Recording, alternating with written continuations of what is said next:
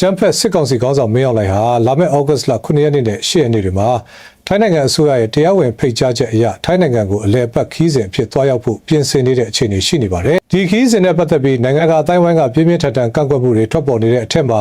ဗြိတိန်နိုင်ငံအခြေစိုက်မြန်မာရိုဟင်ဂျာအဖွဲ့ကထိုင်းအာဏာပိုင်တွေထံကိုတိကျပြတ်သားတဲ့တောင်းဆိုမှုတစ်ခုပြုလုပ်လာတာပါ။အဲ့ဒီတောင်းဆိုချက်ကတော့2019ခုနှစ်တုန်းကရခိုင်ပြည်နယ်အတွင်းမှာဖြစ်ပွားခဲ့တဲ့လူနည်းစုရိုဟင်ဂျာတွေပေါ်လူမျိုးတုံးရှင်းလင်းမှုတွေနဲ့ရာဇဝတ်မှုတွေမှာအဓိကတာဝန်ရှိဆုံးပုဂ္ဂိုလ်ဖြစ်သတ်မှတ်ခံထားရတဲ့အကြမ်းဖက်စစ်ကောင်စီခေါင်းဆောင်မင်းအောင်လှိုင်ကိုထိုင်းနိုင်ငံကိုခြေချတာနဲ့တပြိုင်နက်ဖမ်းဆီးထိန်းသိမ်းပေးဖို့ပဲဖြစ်ပါတယ်။အာဂျင်တီးနားနိုင်ငံတရားရုံးကနေပြီးခဲ့တဲ့2025ခုနှစ်ဖေဖော်ဝါရီလအတွင်းကပဲအကြမ်းဖက်စစ်ကောင်စီခေါင်းဆောင်မင်းအောင်လှိုင်အပါအဝင်အခြားသောအကြမ်းဖက်စစ်ကောင်စီတပ်အကြီးအကဲတွေကိုနိုင်ငံတကာတရားဥပဒေတွေအရတရားဝင်ဖမ်းဝရမ်းထုတ်ပြန်ထားပြီးဖြစ်တယ်လို့လည်းအဆိုပါအဖွဲ့ကထောက်ပြထားပါတယ်။ဒါကြောင့်မလို့ထိုင်းအာဏာပိုင်တွေအနေနဲ့ဒီဖမ်းဝရမ်းကိုလေးစားလိုက်နာပြီးမင်းအောင်လှိုင်ကိုဖမ်းဆီးကာ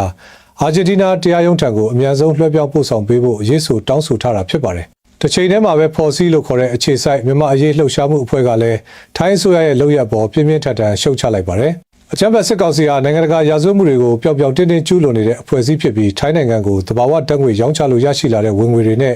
ပြည်တွင်းမှာရှိတဲ့အပြစ်မဲ့ကလေးသူငယ်တွေနဲ့အယက်သားပြည်သူတွေကိုလေကြောင်းကနေနေ့စဉ်ရက်ဆက်ပြင်းထန်စွာတိုက်ခိုက်နေတာဖြစ်ပါတယ်။ဒီလိုအခြေအနေမျိုးမှာစစ်ရာဇဝတ်ကောင်တဦးကိုနိုင်ငံတော်အဆင့်ခီးစဉ်ဖြစ်ဖိတ်ကြားတာဟာထိုင်းအစိုးရအနေနဲ့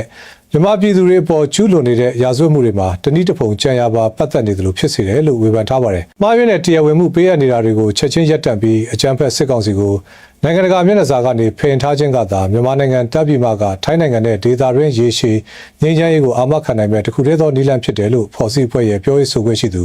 မေယနာမောင်ကပြတ်ပြတ်သားသားထောက်ပြပြောဆိုသွားတာကိုတွေ့ရပါတယ်။